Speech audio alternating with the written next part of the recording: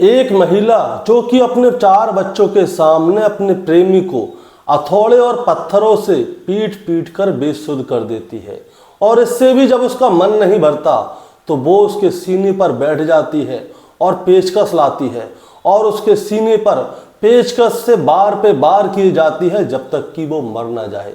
और उसके 4 बच्चे उसके सामने खड़े हुए देख रहे थे, और उनमें एक बेटा उसके प्रेमी का भी होता है, यानी कि टोटल 5 बच्चे इस सीन को वहीं पे खड़े हुए देख रहे थे, और बच्चे डर जाते हैं और घबरा जाते हैं। और इसके बाद वो महिला खुद ही सरेंडर करती है पुलिस स्टेशन में, और उसके बाद उसको जेल भेजा जाता है।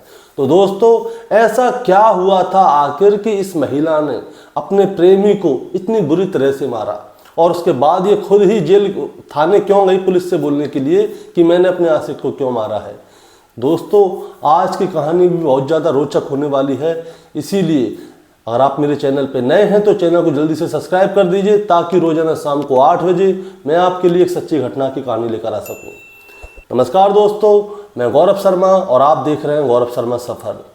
दोस्तों, आज की जो सच्ची घटना शुरू होती है, ये सच्ची घटना है दिल्ली के मुकुंदपुर इलाके की।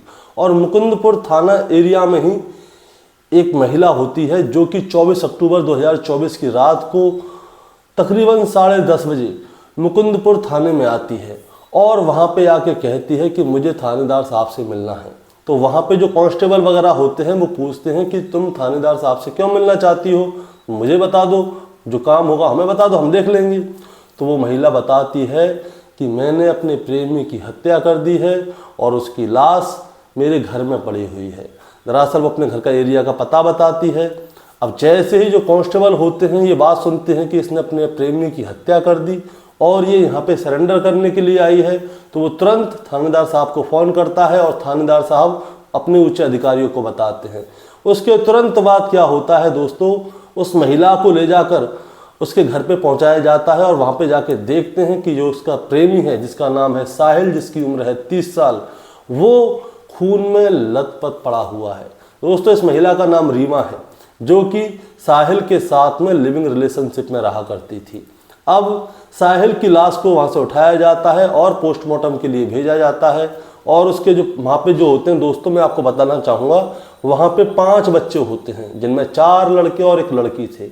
उनमें 3 लड़के और 1 लड़की इस महिला के थे, और 1 लड़का जो था वो साहिल का था। इन 5 बच्चों को भी वहाँ से बुला लिया जाता है, पुलिस अपने पास ले लेती है, और जो उनके रिश्तेदार हैं उनके पास भेज दिया जाता है, ताकि ये वहाँ पे सुरक्षित रहें। जो इस महिला के 4 बच्चे थे वो उनके दादा दादी के पास भेज दिए जाते हैं, और जो साहिल का एक बेटा था वो भी उसके रिश्तेदारों के पास भेज दिया जाता है। अब इस महिला से पूछा जाता है कि आखिर तुमने साहिल की हत्या की तो की क्यों। इसके बाद दोस्तों, ये महिला अपनी पूरी कहानी बताती है। ये बताती है कि ये बिहार के खगड़िया जिले की रहने वाली है, और आज से लगभग 15 साल पहले ये दिल्ली आई थी, और दिल्ली के ही एक शख्स से ये शादी कर लेती है, और उस शख्स से इसको 4 बच्चे होते हैं, जिनमें इसके 4 बेटे और 1 बेटी होते हैं। इसके बाद इसका जीवन अच्छा चल रहा होता है। ये महिला एक प्राइवेट फैक्ट्री में काम करती है। और क्या होता है दोस्तों, अब जब जीवन अच्छा चल रहा होता है तो लगभग आज से 7 साल पहले इसको एक साहिल नाम का लड़का मिलता है। साहिल नाम का लड़के से इसकी बोलचाल हो जाती है। अब जब इसकी उससे बोलचाल हो जाती है तो साहिल इसे बताता है कि मेरा एक बेटा है और मेरी पत्नी मेरे को छोड़कर चली गई है। इसके बाद इन दोनों का प्रेम प्रसंग बढ़ने लगता है। तो 2018 में ये महिला साहिल के साथ रहने लग जाती है और अपने पति को छोड़ देती है।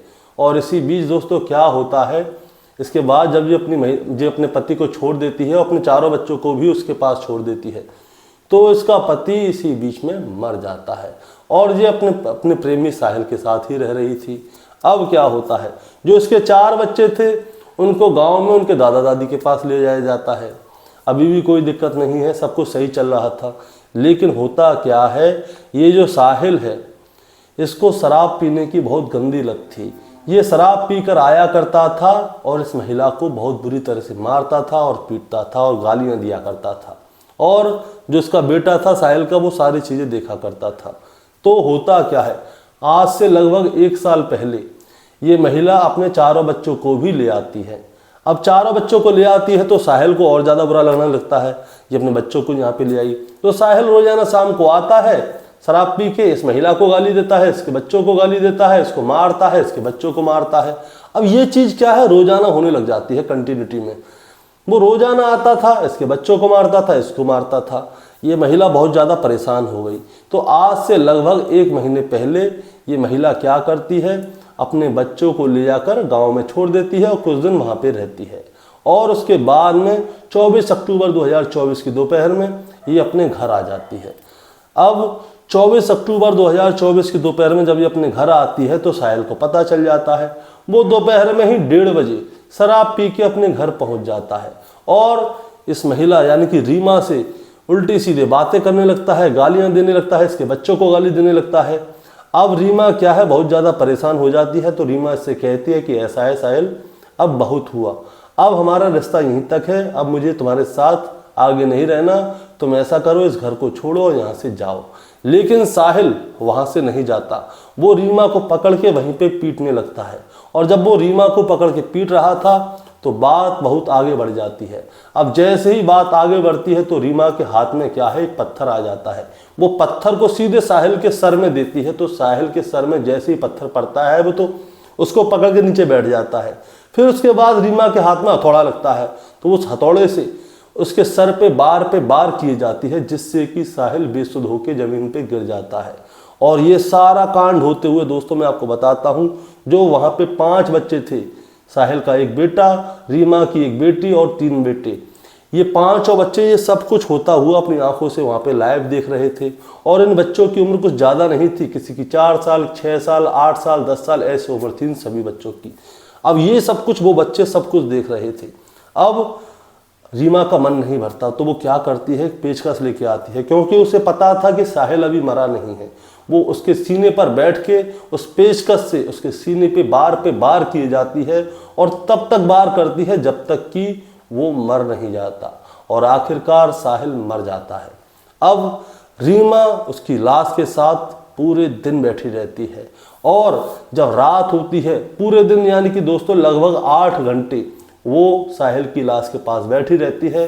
अब जब रात होती है तो तकरीबन 10:30 बजे के आसपास वो मुकुंदपुर थाना जाती है और वहाँ पे जाके अपनी रिपोर्ट लिखाती है। उसके बाद में इस केस का खुलासा होता है कि आखिर रीमा ने साहिल की हत्या क्यों की। इसके बाद रीमा के बच्चों को और साहिल के बच्चों को उनके परिवार के लोगों को सुपुर्द कर दिया जाता है।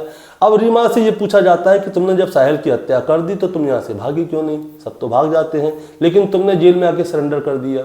तो वो साफ साफ कहती है कि मैं कहाँ भागती, मेरे पास इतना कोई चारा है नहीं, मैं मजदूर औरत हूँ, अपने हाथ से कमाती हूँ, रोजाना कमाती हूँ, रोजाना खाती हूँ, और इसके बाद में मेरे बच्चों को परेशान किया जाता।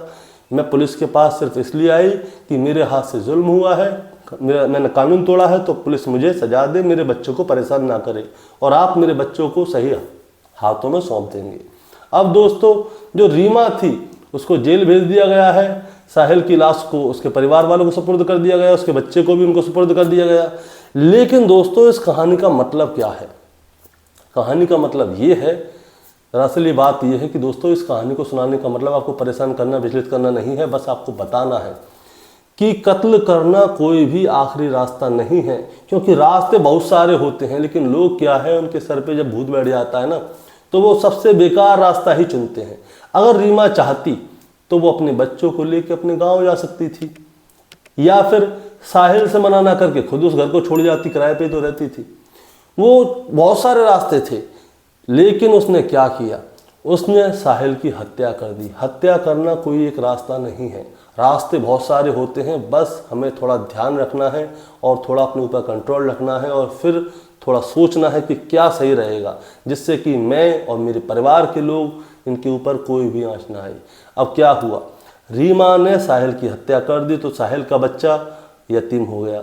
रीमा का जो पति था वो पहले ही मर चुका था, उसके 4 बच्चे भी यतीम हो गए। अब उनके सर पे ना माँ का हाथ है ना पिता का हाथ है। ऐसा करने से आखिर रीमा को क्या मिला दोस्तों, आप हमें कमेंट में बताइए। चैनल पे नए हैं तो सब्सक्राइब करके जाइए, ताकि रोजाना शाम को 8 बजे मैं आपके लिए एक सच्ची घटना की कहानी लेकर आ सकूं। नमस्कार।